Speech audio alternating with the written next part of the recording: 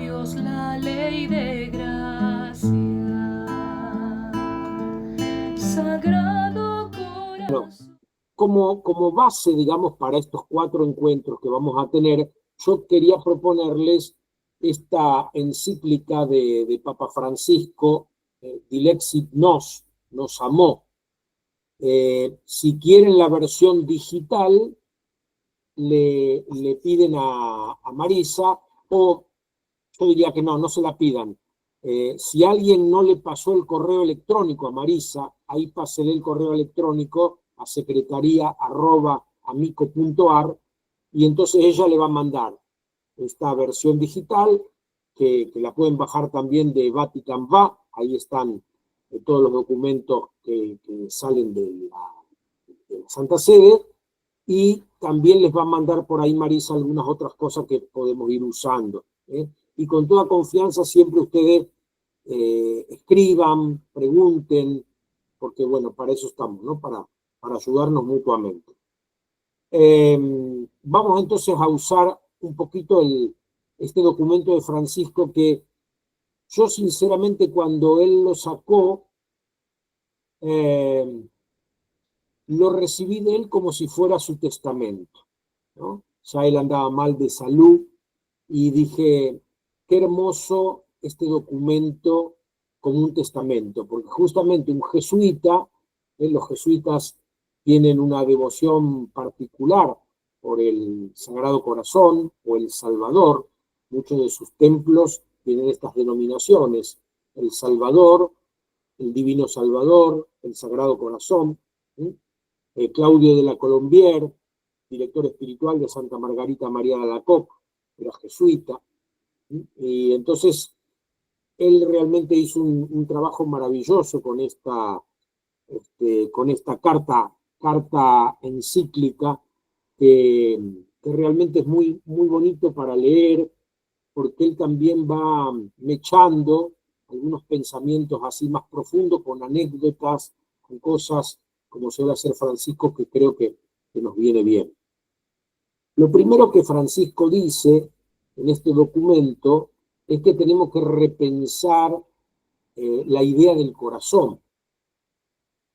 Yo diría algo que no recuerdo haber leído en la encíclica, pero que creo que, digamos, como biblista tengo la obligación de decirlo. La devoción al Sagrado Corazón no es una devoción bíblica. Es una devoción que surge en un determinado momento de la historia de la Iglesia Católica Romana, sobre todo como respuesta a una espiritualidad, el jansenismo, que se había difundido, que había entrado en muchísimos conventos, el más famoso, el de Port-Royal, el Paray-le-Monial, en Francia, ¿no? Donde muchas religiosas tenían una mentalidad totalmente dualista, solamente las cosas del espíritu eran buenas y todo lo material, lo carnal, era malo. Se acordarán ustedes cuando San Francisco de Sales, que es otro santo también vinculado con la devoción al Sagrado Corazón, aunque él viene un poco más tarde, visita un convento de monjas y la monja le dice, bueno, ¿qué le parece? ¿Qué piensa de nosotras? Y él dijo, puras como ángeles y soberbias como demonios. Pero ese era el pensamiento de muchos, que todavía algo de esto creo que queda en muchas espiritualidades, ¿no? Que siguen en pie, que todo lo que sea espiritual es superior a todo lo que sea material.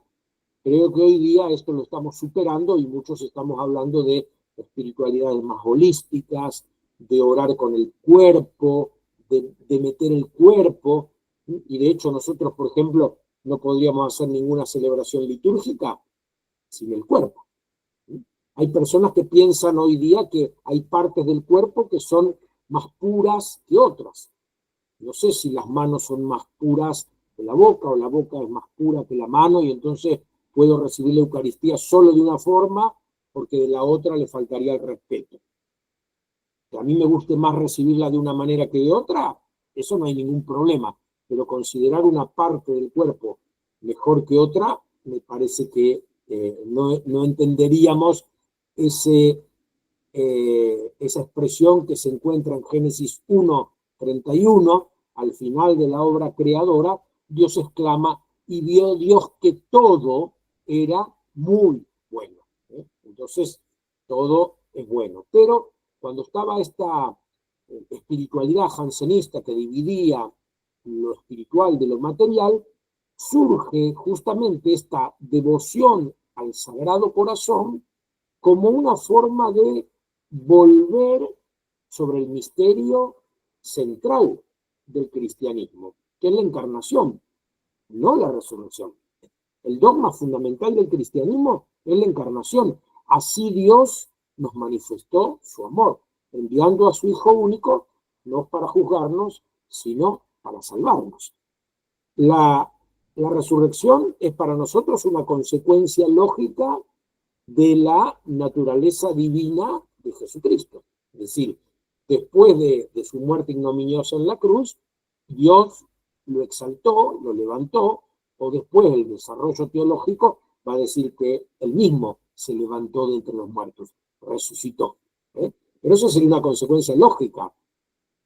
Lo característico de nuestra fe es justamente el misterio de la encarnación.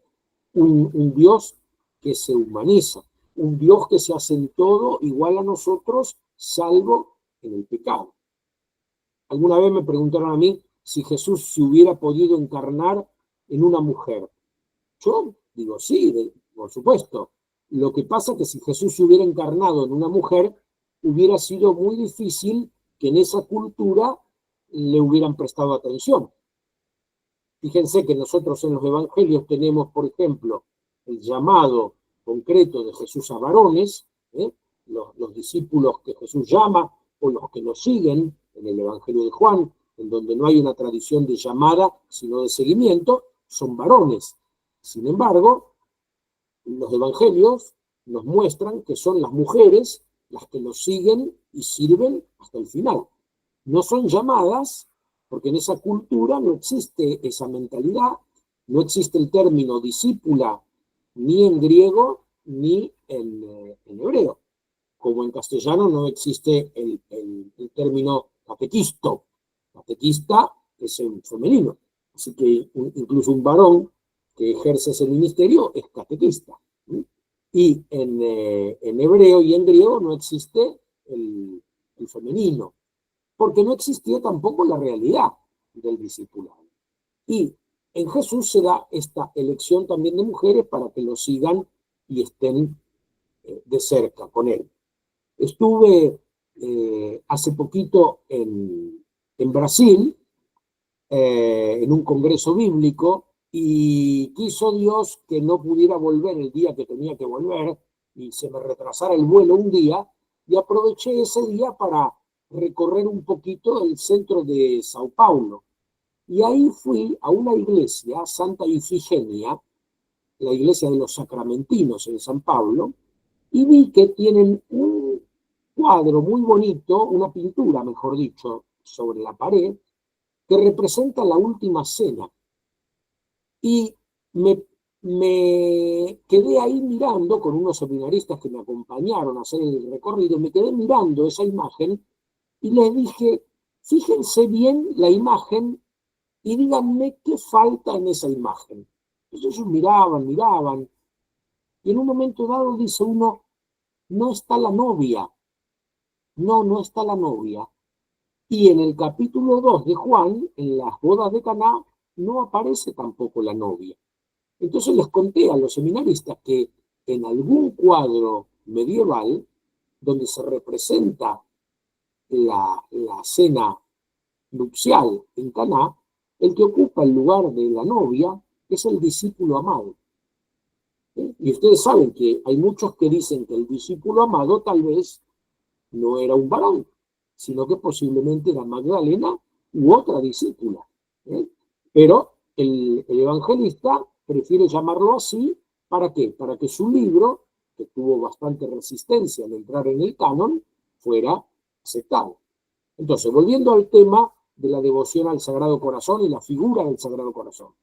El Sagrado Corazón no es una figura bíblica, como el purgatorio, por ejemplo, tampoco es una figura bíblica, sino que son expresiones, son realidades devocionales que tienen que ver con una cultura determinada y tratan de transmitir a esa cultura el mensaje que se contiene en la Escritura, sobre todo en los Evangelios. ¿Por qué corazón en la devoción al Sagrado Corazón?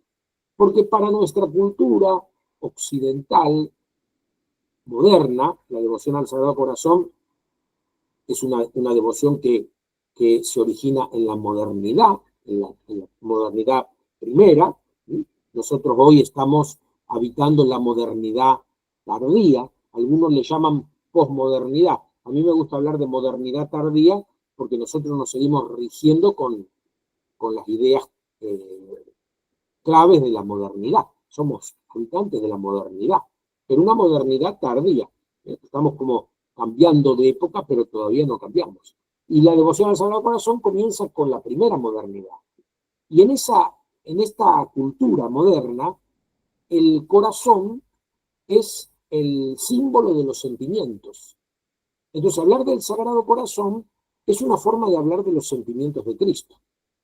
Sentimientos de Cristo como verdadero hombre. Porque la devoción al Sagrado Corazón nos habla de un Dios que no solamente nos ama con sentimientos divinos, que también el Padre y el Espíritu Santo nos aman con esos sentimientos, sino que nos ama con corazón humano, con criterios humanos. Y entonces, en la devoción al Sagrado Corazón, nosotros encontramos esta realidad de la doble naturaleza de Jesús, que cuando ama a nosotros, nos ama con corazón divino, aunque Dios no tiene corazón, ¿no? Con sentimientos divinos, vamos a decir, y con corazón humano. Entonces, esta devoción usa el término de corazón porque el corazón era la parte carnal más vinculada con lo afectivo, con lo sentimental, con lo romántico. Entonces era una forma de recordar el misterio de la encarnación, pero respetando de algún modo esa idea dualista de que lo carnal, lo material, siempre es inferior. Entonces, en ese contexto nace la devoción al Sagrado Corazón. Y yo creo que lo que intenta hacer, aunque no lo dice el Papa Francisco en esta carta encíclica, es de algún modo animar bíblicamente esa devoción. Es decir, volver sobre la Escritura y entonces tratar de reinterpretar el simbolismo del Sagrado Corazón en nuestra cultura actual, pero teniendo en cuenta lo que dice la Sagrada Escritura. ¿Se acuerdan ustedes cuando Salomón le pide a Dios que le dé un corazón sensato para juzgar correctamente? Entonces, el corazón, para la Biblia, no tiene que ver con los sentimientos, sino que tiene que ver más bien con lo intelectual, o hoy llamaríamos con la interioridad. El Papa Francisco trae un pasaje interesante del libro de los Jueces, tal vez no en todas las traducciones lo van a encontrar igual, pero en la historia o en la saga de Sansón y Dalila, ¿se acuerdan ustedes que Sansón era este personaje poderosísimo, fortísimo, que terminó derribando un templo de los paganos y murió en ese derrumbe, porque lo tenían encadenado? Sansón era un hombre muy poderoso, era un nazir, es decir, un ofrendado a Dios, y como nazir que era, tenía algunas características, como las va a tener después Juan Bautista. No toma bebida alcohólica, no se le puede cortar el cabello. El nazir llevaba siempre el cabello natural, sin corte de ningún tipo.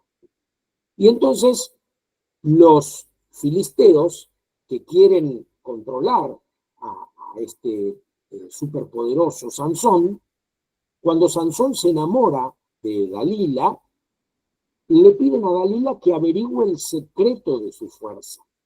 Y entonces Sansón le empieza a dar algunas pistas como para que ella transmita a los filisteos. Y los filisteos siguen estas pistas, pero no logran dominar a Sansón. Que lo tienen que atar con determinadas cuerdas, que le tienen que hacer tal o cual cosa. Y entonces en un momento el relato dice que Dalila se puso muy triste porque sentía que Sansón estaba lejos de su corazón, porque no le decía el verdadero secreto. Y entonces Sansón termina dándole el secreto de su fuerza, que está en el cabello que nunca había sido cortado. Entonces cuando él le cuenta eso, dice, Dalila comprendió que él le había abierto su corazón, su intimidad, su interioridad. Entonces, esto sería para la Biblia el corazón, lo más íntimo. Por eso Jesús va a decir que de la abundancia del corazón habla la boca. Y tenemos muchas expresiones que tienen que ver con el corazón. Enséñame a calcular mis años, dice el salmista, para adquirir un corazón sensato. Entonces, el corazón sería lo más íntimo de una persona. Los sentimientos en la Biblia tienen que ver con las entrañas. El verbo que se usa para decir lo que nosotros traducimos comúnmente como misericordia o compasión es splagnisomai. Splagna son entrañas. En el Evangelio de Lucas, por ejemplo, 3 veces aparece este verbo. En el capítulo 7, cuando Jesús ve venir el cortejo fúnebre que lleva a enterrar el hijo único de la viuda, dice que Jesús se compadeció, se le devolvieron las entrañas. En el capítulo 10, en la parábola del samaritano, cuando el samaritano ve al herido medio muerto al borde del camino, también siente compasión, lo vio y sintió compasión, se le revolvieron las entrañas. Y en el capítulo 15, en la parábola del hijo que se va y vuelve, cuando vuelve, al encontrarse con su padre, el padre también tiene esta sensación, se le revuelven las entrañas. Hoy para nosotros que se nos revuelvan las entrañas más bien tiene que ver con otra idea, ¿no? No con la parte de los sentimientos. Aunque yo lo relaciono cuando por ahí algún chico, alguna chica dice que siente maripositas en la panza cuando le gusta a alguien. Eso podría ser, o cuando nosotros decimos que se nos hizo un nudo en el estómago, pero también decimos que se nos hizo un nudo en el corazón. Entonces, repensar esta idea del corazón, no tanto relacionada con el tema de los sentimientos, sino con la esencia, con la esencia. Y la esencia de Jesús, ¿qué sería? La misericordia. La misericordia. Misericordia que algunos, no sé si han leído o han visto el librito que escribí hace un tiempo con Adrián Taranzano, Misericordia, abrazo entrañable a nuestra desnudez. Yo me dedico ahí más que nada a la obra de Misericordia, vestir al desnudo. Pero Adrián hace un análisis al principio del libro con el tema de la misericordia. Y él es bastante crítico de la devoción a la Divina Misericordia de la mano de Sor Faustina. Y yo creo que también es una devoción que surge en un determinado momento de la historia de Polonia, entonces hay que contextualizarla, El problema es cuando nosotros la traemos a nuestro hoy. Porque en el fondo, en esa devoción dice que Jesús es misericordioso con el que se arrepiente.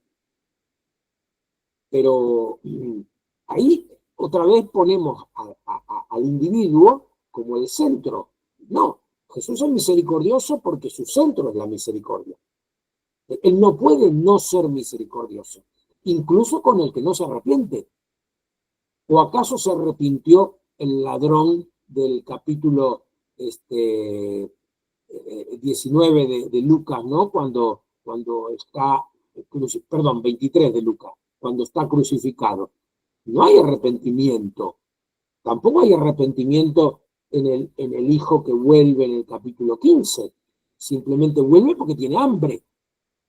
Así como a veces nuestros hijos vuelven con la ropa sucia el viernes, de mamá, acá te traigo la bolsa de ropa, porque no tengo lavarropa. Bueno, este hijo sintió hambre y por suerte se acordó de su padre, porque uno muchas veces cuando siente una necesidad no se acuerda de Dios o de sus padres y va a buscar, va a tratar de saciarse en lo que la Biblia dice son cisternas rajadas, donde el agua se desparrama, ¿no? Entonces, qué lindo que al menos vuelve en busca de su padre porque sabe, porque experimentó, porque lo vio, que en la casa de su padre los jornaleros tienen pan en abundancia.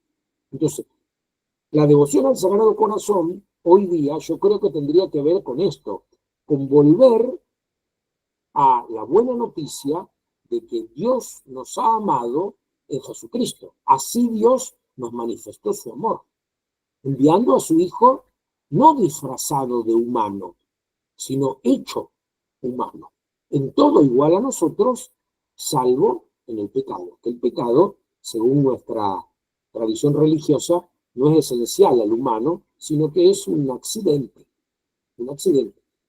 que en teoría podría evitarse. Entonces, creemos que en esta devoción que hay que repensar desde lo bíblico, habría que salirse de esta figurita de Jesús tierno, un tanto afeminado, como lo representan muchas de las estampitas o de las estatuitas del Sagrado Corazón, y ver justamente en este Jesús un hombre que amó hasta el extremo. Ustedes saben que tenemos 4 relatos de la última cena. Los relatos de los sinópticos son bastante similares y lo central serían lo que hoy nosotros llamamos palabras de la institución. Tomó el pan, elevó los ojos al cielo, bendijo, partió, repartió, tomen y coman, tomen y beban, hagan esto en memoria mía. Eso sería lo central en estos relatos de la última cena. Pero el relato más largo de la última cena, en donde no aparecen estas palabras de la institución, lo tenemos en el Evangelio según San Juan, porque va desde el capítulo 13, desde el comienzo del capítulo 13 hasta el capítulo 17, 4 capítulos para hablar de la última cena, en donde se dan discursos larguísimos. ¿Y cómo empieza el relato? Habiendo amado a los suyos que estaban en el mundo, los amó hasta el extremo, o los amó hasta el final, como traducen algunos. Es decir, al tomar conciencia de que su hora, esa famosa hora, ¿se acuerdan, no? Que en el capítulo 2 de Juan, cuando la madre de Jesús le dice, no tienen vino, mujer, ¿qué tenemos que ver nosotros en esto? Mi hora todavía no ha llegado. Por eso algunos dividen el Evangelio de Juan fundamentalmente en 2 partes. El libro de los signos, que serían esos 7 signos, señales, no milagros. Juan no habla de milagros, habla de señales. El libro de los signos. Y la segunda parte comenzaría justamente en el capítulo 13, que sería el libro de la gloria. Para Juan, la crucifixión forma parte de la gloria. La gloria no está reservada a la resurrección. El crucificado de Juan es un personaje glorioso, es alguien al que no le arrebatan la vida, la entrega. Entonces, al comienzo de este largo relato está justamente esta expresión: habiendo amado a los suyos, los amó hasta el extremo. Y ciertamente que hay que ser una persona con mucho dominio de sí para entregarse como Jesús se entregó por nosotros. Y justamente también en el Evangelio según San Juan tenemos la hermosa imagen del costado abierto, que no está en los sinópticos. Y ese costado abierto, del que emana sangre y agua, también tiene que ver con la devoción al Sagrado Corazón. Dentro de tus llagas, escóndeme, a decir esa hermosa oración Alma de Cristo. Entonces, lo que presenta Francisco, y que ustedes después lo van a leer tranquilamente en esta carta encíclica, tiene que ver con eso, con repensar la devoción al Sagrado Corazón partiendo de la Escritura, sin olvidarnos del origen histórico, contextualizando el comienzo. Esto lo vamos a ver otro día un poco, los santos que tienen que ver con la devoción al Sagrado Corazón, pero hoy que estamos dentro de este paradigma de la animación bíblica, de volver a animar y a cuestionar nuestras prácticas religiosas desde la Escritura, cuál es la fundamentación bíblica, ¿no?, que tenemos para esto, volver entonces a este sentido del corazón como de la intimidad. Una persona es lo que es su corazón. Para conocer a una persona hay que ser capaz de entrar a su corazón. Nosotros mismos, va a decir Francisco, que vivimos en un mundo atomizado, tremendamente fragmentado, no solamente hacia afuera. Pensemos cada día que nosotros tenemos que vivir las 1001 distracción que tenemos, que tenemos que pagar tal impuesto, que tenemos que llevar un papel, que tenemos que terminar un trámite, que tenemos que hablarle a una persona, que tenemos que ir a comprar tal o cual cosa, que tenemos que preparar la comida. Estamos divididos en 1000 cosas, pero también internamente, ¿no? Internamente, si nosotros entramos dentro de nosotros, nos encontramos tremendamente fragmentados. ¿Y cómo podemos lograr esa unidad y esa armonía que necesitamos para emprender un camino espiritual? Yendo al corazón. Por eso la espiritualidad agustiniana, Agustín nunca habló del Sagrado Corazón, pero hay muchos textos de Agustín que se pueden usar muy bien para iluminar la devoción al Sagrado Corazón. Agustín tiene esta espiritualidad. Primero, tomar conciencia de la dispersión. Mi vida es dispersión. Fíjense, un hombre que va cabalgando entre el siglo IV y el siglo V dice que su vida es dispersión. No tiene celular, no tiene internet, no tiene tantas cosas que hoy nosotros tenemos que nos fragmentan. Él dice, mi vida es dispersión, distensión. Mi trabajo es concentración, intención, entrar dentro de mí mismo. ¿Se acuerdan de esa famosa oración de Agustín? Te buscaba por fuera y tú estabas dentro, más íntimo que mi propia intimidad. Entonces, el trabajo espiritual consiste justamente en esto, en recoger todo eso que está disperso y entrar dentro de nosotros. Y entrando dentro de nosotros, entrando dentro de nuestro corazón, disponernos para la elevación. Para que Dios nos eleve, para que Dios nos ponga justamente junto a su corazón. Esa imagen tan linda que tenemos de la última cena, donde dice que este discípulo amado estaba recostado sobre Jesús. En realidad el texto griego no dice que estaba recostado sobre su corazón, sino sobre su falda. ¿sí? Porque es la misma expresión que en el prólogo se usa para hablar del lugar que el verbo ocupaba en la eternidad de Dios. El verbo estaba recostado sobre el seno de la divinidad y el discípulo ahora está recostado sobre el seno de Jesús. Entonces la devoción al Sagrado Corazón, por un lado, tendría este aspecto de mostrar la humanidad de Jesús como sacramento visible del amor de Dios. Así Dios nos manifestó su amor. Tanto Dios nos quiso que se hizo uno de nosotros. En todo el Antiguo Testamento, Dios manifiesta su amor ¿en qué? En la cercanía y en la elección de Israel.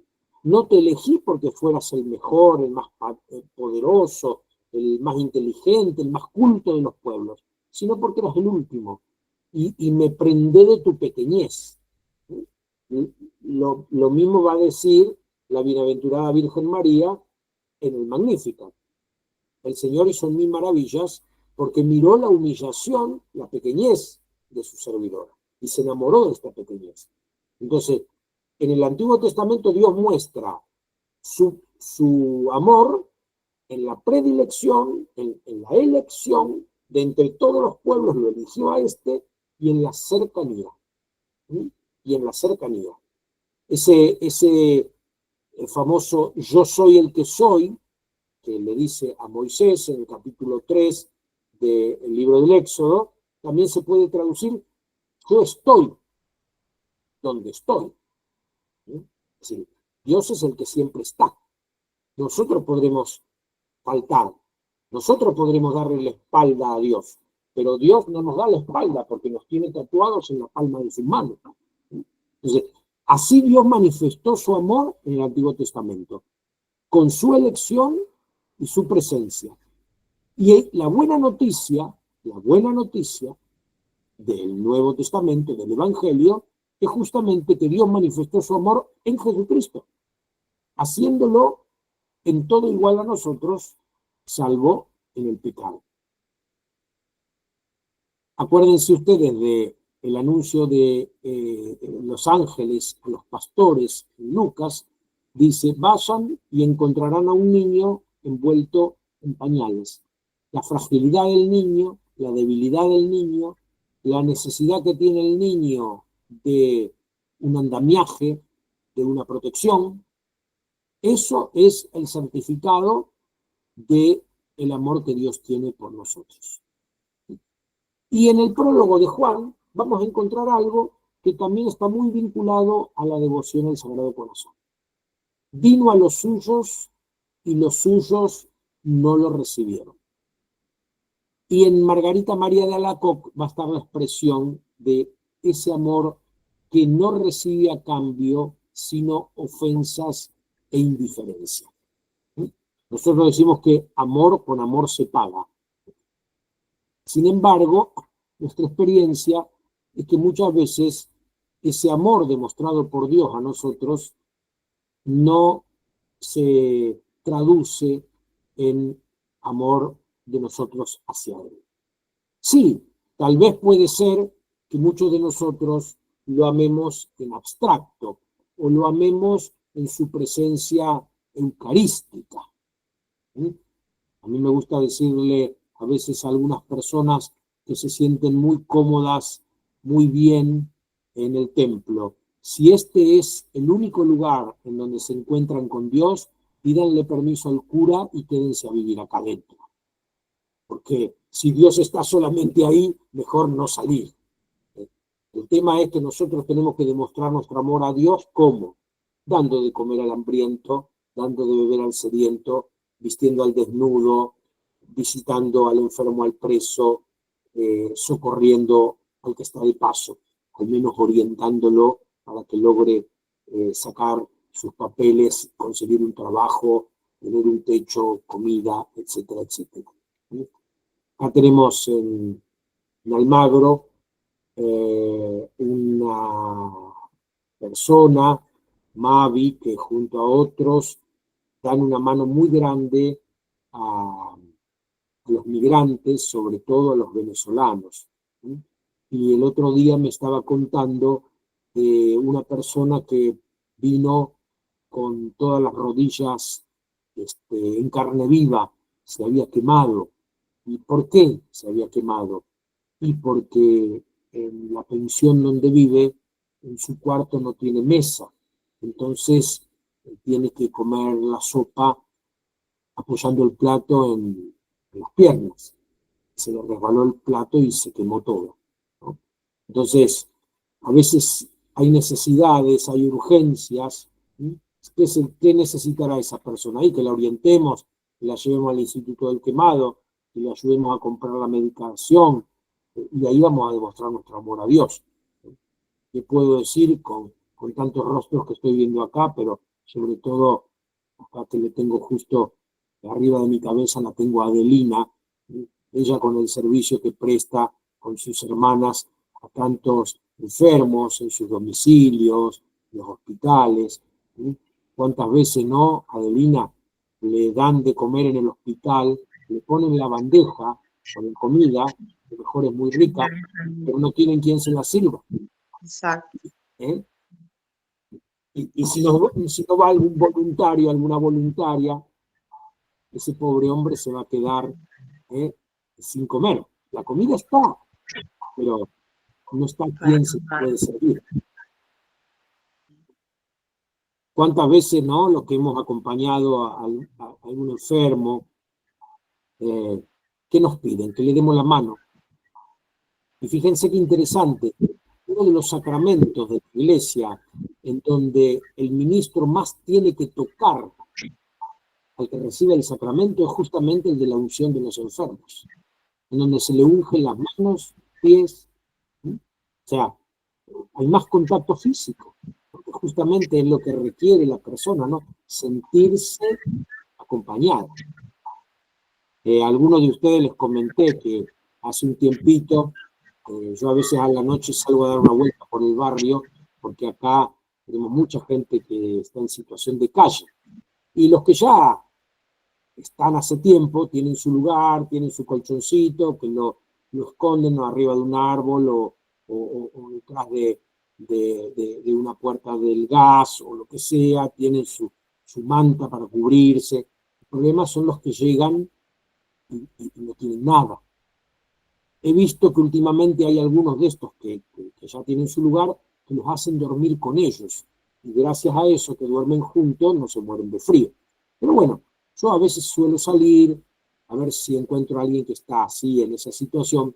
Y un día me encuentro un muchachito de unos 20 y pico de años que estaba en el umbral de una casa, todo oscuro. Me acerco, digo, hola, ¿qué tal, amigo? ¿Ya terminando el día? Sí, don. ¿Y estás en situación de calle? Sí, me dice. Bueno, mira, acá cerca está el Hogar San Antonio. El tema es que tenés que venir en familia, no aceptan personas solas.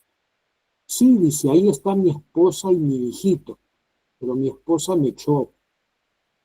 Bueno, le dije yo, a veces pasan los matrimonios, hay discusiones, hay desavenencia, hay que tratar de volver, pedir perdón, bueno, lo de siempre. Y cuando terminé de hablar un ratito con él, le digo, bueno, ¿necesitas que te traiga algo de comer, un abrigo? No, señor, ya con que no me haya tenido miedo y se haya parado a conversar conmigo, me alcanza y sobra. Yo salí tratando de hacer obra de misericordia material. Y ahí me estaba esperando alguien que no necesitaba tal vez tanto algo material, con que no me haya tenido miedo, ¿no? Entonces, fíjense qué cosa, ¿no? Dios no nos tuvo miedo. Dios se acercó a nuestra humanidad y se hizo igual en todos nosotros, menos en el pecado. No se disfrazó de humano. En todo caso, usó pañales, porque era tremendamente humano. Entonces, ese es el centro de la devoción al Sagrado Corazón. No el corazón hacia afuera.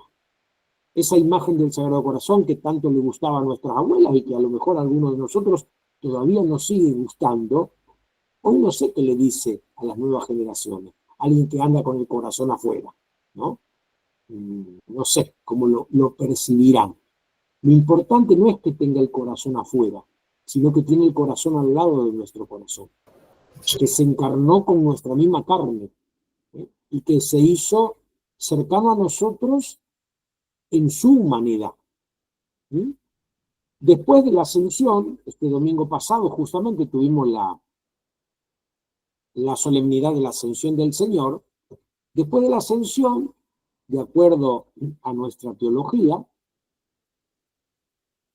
el Padre Dios, el Espíritu Santo Dios, tienen junto a ellos a un Dios en carne humana.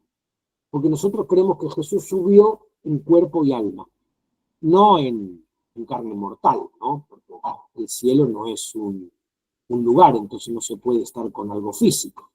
El cuerpo tiene que ver con la identidad, el cuerpo tiene que ver con el corazón. Entonces el Sagrado Corazón justamente es lo más cercano que la divinidad tiene a la humanidad. Esta humanidad de Jesús se convierte en puente, por eso Él es realmente nuestro pontífice, ¿no? El único libro de la Biblia que habla de Jesús como sacerdote, como sumo sacerdote, es la carta a los Hebreos. Pero justamente la carta a los Hebreos es una crítica al sacerdocio institucional. El sacerdocio de Cristo se ejerce a través de su cuerpo. Sacrificios no te satisfacen, por eso me diste un cuerpo, dice la carta a los Hebreos. Entonces el culto que el corazón de Jesús ofrece al Padre es justamente su humanidad, como una restauración del humano original, de ese creado a imagen y semejanza de Dios. Entonces, en el Sagrado Corazón, nosotros descubrimos el rostro humano de Dios, y en el Sagrado Corazón, Dios descubre el rostro divino de los seres humanos. Esto me parece que nos podría ayudar a repensar un poco nuestra devoción al Sagrado Corazón. Hoy día tal vez en la práctica la devoción a Jesús misericordioso como que de algún modo está suplantando a la devoción al Sagrado Corazón. En el fondo hablan de lo mismo, hablan de la humanidad de Cristo. También está la devoción al Divino Niño, ¿sí?, que hablaría de lo mismo. El tema de las devociones populares, que son tan importantes para nuestra cultura, no agotan el misterio de la encarnación, resaltan un aspecto. El problema es cuando esa devoción se convierte en algo mágico, ¿no? Y entonces justamente tergiversa el núcleo del misterio fundacional del cristianismo, que es la encarnación. Dios que se hace carne. ¿Cuál sería entonces nuestro camino de espiritualidad? La espiritualidad de aquellos que nos sentimos cercanos al Sagrado Corazón de Jesús, redescubrir la belleza de nuestra humanidad. La belleza de nuestra humanidad en todos los momentos de la vida. Ciertamente que comúnmente nos sentimos más inclinados a descubrir la belleza en un recién nacido, en un niño, en un adolescente. Pero también tenemos que ser capaces de descubrir la belleza de una persona que ha transcurrido muchos años en esta tierra. Tal vez su belleza no tenga que ver necesariamente con el aspecto físico, aunque también esto tiene que ver, ¿no? Pero su belleza en la experiencia de vida, en la sabiduría adquirida, y entonces también en nosotros mismos, encontrarnos hermosos a los ojos de Dios. Dios nos mira con bondad, Dios nos mira con amor. El cristiano no puede darse el lujo de ser pesimista. El cristiano no puede darse el lujo de ser un depresivo, dejando de lado la depresión como enfermedad, ¿verdad? Ahí no hay no hay control. Pero digo, dentro de lo que nosotros podemos controlar. Sí, algunos podremos estar más inclinados o en algunos momentos más llevados a cierta melancolía, está bien, pero eso no puede derivar en una depresión, no puede derivar en un desprecio de nuestra humanidad, porque despreciar nuestra humanidad sería también de algún modo despreciar lo que Dios eligió por amor a nosotros, que es la encarnación. Bueno, esto sería un poco lo que yo entresaqué de la primera parte de esta carta encíclica. Le quería pedir a Marisa, se lo mandé más temprano, pero ella después se los va a mandar también, la definición de corazón que aparece en este diccionario del padre Rivas, de símbolos y figuras de la Biblia.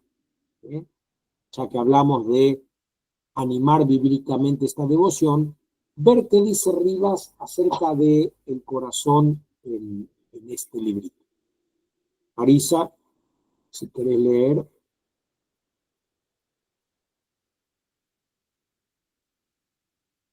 No se escucha.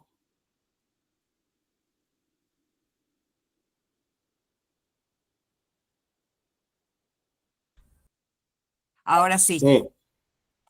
Bueno, dice, en la época actual, el corazón es el símbolo que representa el amor, los sentimientos. Pero en la antigüedad, las cosas se entendían de otra manera. El hombre antiguo entendió que el corazón era el órgano en donde se originaban los pensamientos, las ideas, la voluntad y las decisiones, la conciencia, los valores y los desvalores. En este centro, que es el corazón, se hacían los planes, se pensaba y se juzgaba. Por eso se puede hablar de los que entienden con el corazón. Se encuentran con frecuencia referencias a los pensamientos del corazón, en el Génesis, en Proverbios, en varios. Y para significar que alguien reflexiona, la expresión común es decía en su corazón. De ahí que en los textos bíblicos el corazón aparezca como el símbolo que representa esa interioridad del ser humano donde se elaboran los pensamientos y las decisiones. Amar a Dios con todo el corazón significa que todos los pensamientos y decisiones, sin excepción, deben tener como punto de referencia a Dios. Como una reacción ante los que hacían consistir su religiosidad en actos solamente exteriores, los salmos hablan de un corazón puro, para significar que esa rectitud que se manifiesta en los actos exteriores del culto deberá ir precedida por pensamientos y decisiones acordes con la voluntad de Dios. Jesús declaró: dichosos a los que tienen el corazón puro, y desarrolló esta enseñanza ante sus discípulos diciendo que las impurezas no vienen desde el exterior del ser humano, sino del interior de su corazón. No sé si terminé ahí, a ver. Me parece que sí, ahí terminé. Bueno, interesante, ¿no? Bueno, después Marisa se los va a mandar también cuando les manda la carta encíclica. Fíjense que Jesús, cuando reprendía sobre todo a los fariseos, a los doctores de la ley, les decía dos calificativos: hipócritas, que no es lo mismo que para nosotros, ¿no? Hipócrita significa actores. Estaban representando algo que no vivían en su corazón. Engañaban. Y el Papa acá habla de una especie de torta frita que hacía su abuela, que dice que cuando le echaba al aceite se inflaba, adentro quedaba hueca, ¿no? Y que en italiano le llamaban bugie, mentiras. Entonces, ser hipócrita es ser mentiroso, es tener apariencia de bueno, de justo, de piadoso, pero en el fondo no serlo. Por ejemplo, los que llevan en el capítulo 8 del Evangelio de Juan a la mujer sorprendida en adulterio delante de Jesús con la idea de apedrearla, ellos ya van con la piedra en la mano. Van con la piedra en la mano, según el relato. O sea, ellos ya la han juzgado. Hemos encontrado a esta mujer en flagrante adulterio. Y Jesús los trata como a hipócritas.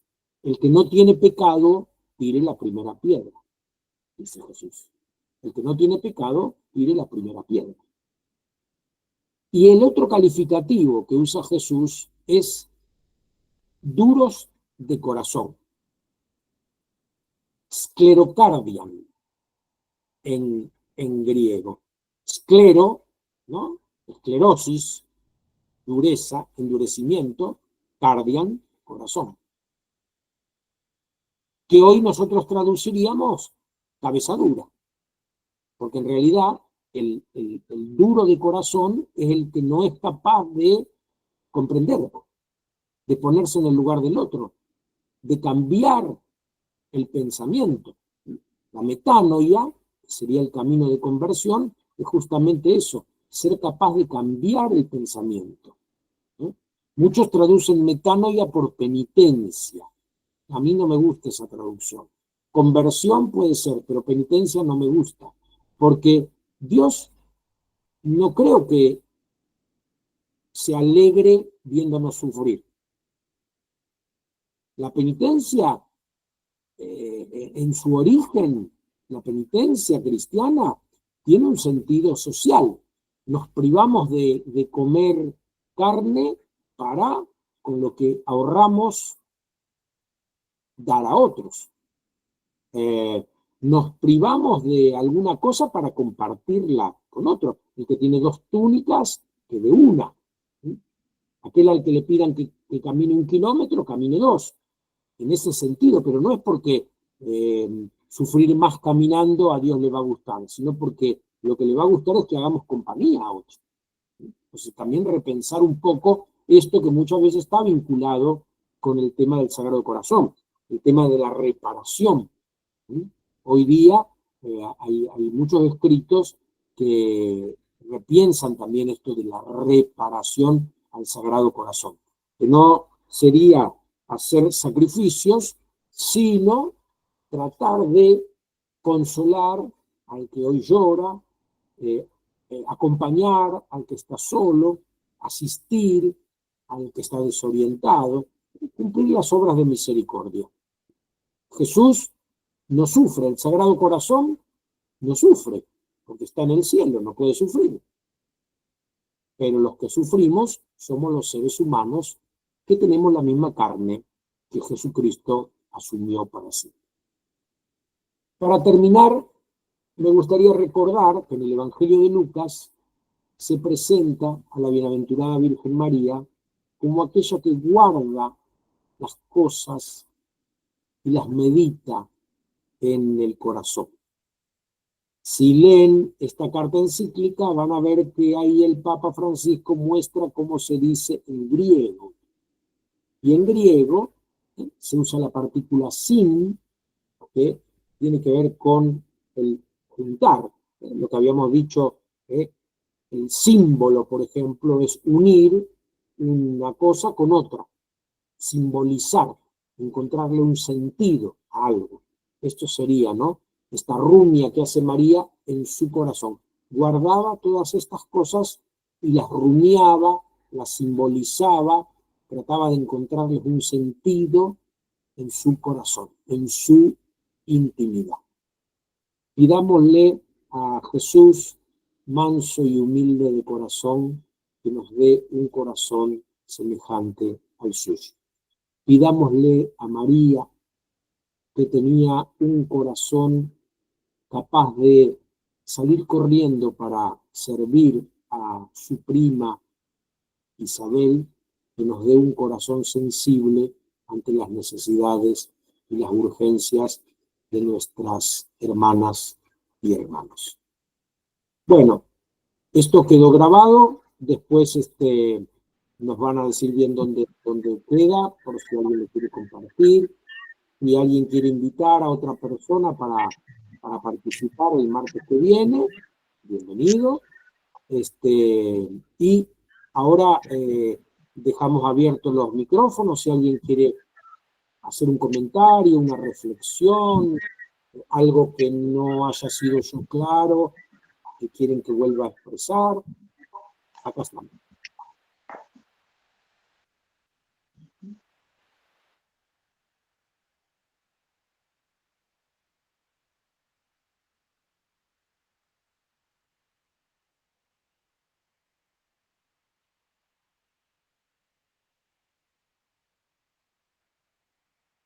Tal vez una cosa que yo les podría proponer para ir pensando mientras vamos avanzando en estos encuentros, traten de localizar, sobre todo en los evangelios, alguna escena en donde se les haga más patente este corazón misericordioso de Jesús.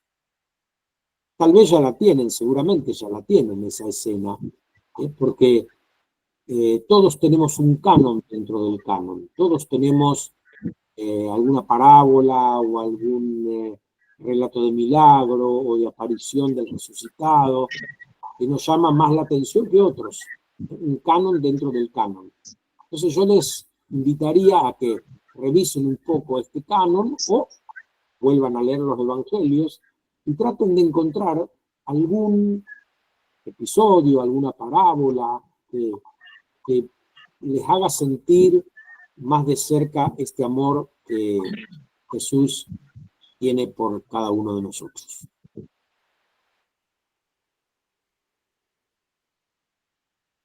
¿Algún comentario o algo? ¿O nos vamos a cenar, a dormir, a rezar? No, bueno, yo te quiero agradecer, Gerardo. Soy Catriel, acá estoy.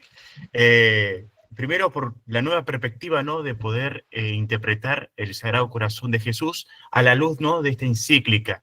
Realmente, en lo personal, a mí me ayudó muchísimo, ¿no?, porque yo también nací con esa devoción, ¿no?, de Jesús con el corazón afuera, ¿no?, y justo en una parroquia jesuita es casi imposible que no haya un Sagrado Corazón de Jesús por ahí, ¿no? Pero me ha tocado mucho, ¿no?, ciertas experiencias que vos comentabas, ¿no?, que por ahí uno, sin querer, se queda con lo superficial, ¿no?, de ciertas estructuras y no va a lo esencial, ¿no?, que es donde el Señor también nos invita a nosotros, ¿no?, a poner el corazón, ¿no?, al encuentro del otro, ¿no?, del hermano. Y como una vez también vos dijiste, ¿no?, que hay como 3 mesas, ¿no? Está la mesa de la palabra, la mesa de la Eucaristía y la mesa de los hermanos, ¿no?, que creo que es algo fundamental tener conciencia de esto, y ya que estamos en este mes, ¿no?, que el Sagrado Corazón nos siga iluminando y acompañando en este tiempo para poner en nuestro corazón en los hermanos. Gracias, Catriel. Y qué linda la imagen del Cristo Redentor, que también es Sagrado Corazón, que está encima del altar mayor en Perpetuo Socorro en Rosario, ¿no? Monumental, preciosa. Si querés después compartirnos esa foto en alguno de los próximos encuentros. Y lo mismo ustedes, si encuentran alguna imagen bonita, ¿eh? Dale, cómo no, entonces ahí la busco, entonces, así, claro, así lo comparto es un poco. Es hermosa esa imagen en realidad es del Santísimo Redentor, que es el titular de la congregación, ¿no? Pero es el Sagrado Corazón. Muy bien. El hermano Catriel es un hermano redentorista que está en La Plata, ¿no?, pero nacido en Bellavista. Nacido en Buenos Aires, pero malcriado en San Miguel. Entonces, y hace 4 años que estoy viviendo acá en La Plata y bueno, estamos ahí formándonos de a poquito, ¿no? Bueno, ahí está la Basílica del Sagrado Corazón, que es de los salesianos, donde mucha gente va esa basílica. Y el último templo que construyó Don Bosco, justamente la Basílica del Sagrado Corazón de Roma. Y hubo mucha dificultad en la canonización de Don Bosco por las deudas que dejó por construir esa basílica. No la terminó él y dejó deudas. Uf. Entonces ahí se retrasó mucho su canonización. A mí, con respecto, perdón, Sí. Cuando vos dijiste alguna imagen, enseguida se me fue la mente a esta escena, que yo la recuerdo muy patente en Marcos, que es muy chiquitita, que es cuando cura a la suegra de Pedro, que no sé si es de misericordia, pero al menos es de ternura, que a veces se le parece. Que, a diferencia de Lucas y Mateo, en Marcos la toma de la mano, ¿no? Ese momento. En Mateo toca la mano. En Lucas, que según entiendo y recuerdo, ni siquiera la toca. Pero en Marcos, que es un poco más concreto, ¿no? Sí, más concreto, más va al punto, pero Marcos no deja de resaltar esto. La agarra de la mano y la levanta. Y eso me pareció un gesto para alguien que no conocía, digamos, ¿no? Porque en principio no la conocía, según lo que parece, un gesto de gran ternura y misericordia, ¿no? Agarrar de la mano a quien yo no conozco y que se está muriendo. Hablando justamente de este Isaías, creo que 58, ¿no? Que vos habías comentado al principio, el ayuno que yo quiero. Y a mí, digamos, relacionando esas dos cosas, me pareció como una imagen que resalta la ternura y la misericordia. Sí, en el segundo capítulo de la encíclica, justamente Francisco va a hablar de las miradas y de las manos, ¿no? Y bueno, eso tenemos, sí, que Jesús toca. Qué interesante. Yo, si no me equivoco, en Lucas se inclina sobre ella. No la toca, pero se inclina. Si no me equivoco. Pero bueno, interesante ver esos detalles. Bueno, muy bien. ¿Qué más? Cuando Jesús se escribe en el suelo, cuando traen el pecador, ¿no? Ese gesto de ternura tan particular, ¿no? Que, no sé, a mí me llegó mucho siempre esa imagen de Jesús escribiendo como diciendo, hablen todo lo que quieran porque mi corazón está cerca de esta persona, que no sé, la abraza sin tocarla, ¿no? Ese gesto me pareció siempre tan tierno, tan lleno de misericordia. Y bueno, esto que dijiste, encontrar el corazón divino en el corazón humano, ¿no? Encontrar ahí, en ese corazón de cada uno de nosotros, la presencia de Jesús, ¿no? No en el cuadro, qué lindo la pintura, al que le gusta el arte y la pintura, hermoso, pero encontrar en la persona, ¿no? En ese que está sufriendo, en el que está abandonado, aunque no esté abandonado, aunque esté lleno de dinero, que tenga todo, pero puede ser uno que está sufriendo tanto por tantas circunstancias, ¿no? Y bueno, llegar a esas personas, encontrar el corazón de Dios en esa persona. No sé, me gustó eso. Qué lindo. Perdón, Gerardo, yo quiero agradecer porque estuve leyendo una obra que se llama El extraño que llevamos dentro, de Arno Gruen. Y lo que plantea es esto de lo que Jesús le dice a los fariseos hipócritas. Es la pose, es la persona que no formó su personalidad y que en realidad es incapaz de sentir empatía. Fue muy luminoso, muchas gracias. Todo estuvo muy lindo, pero esto especialmente cerró esta idea del fariseísmo, de la pose, de la incapacidad de tener empatía. Maravilloso. Gracias, Ana María, qué lindo. Bueno, después mandanos el nombre bien de ese libro y el autor, porque por ahí otro también se se puede interesar Ya, en ya leer. se lo escribo en el chat, pero Sí. es Arno Gruen y la obra se llama El extraño que llevamos dentro.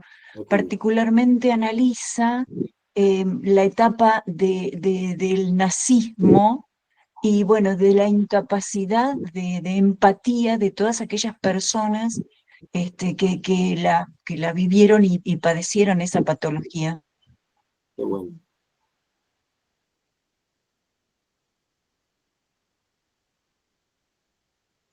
Ya se acá para poner el chat. Bueno, muy bien.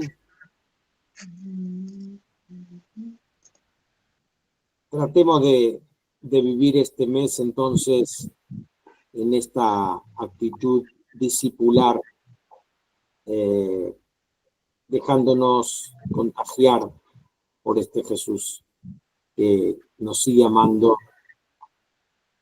en nuestra fragilidad, con su fragilidad.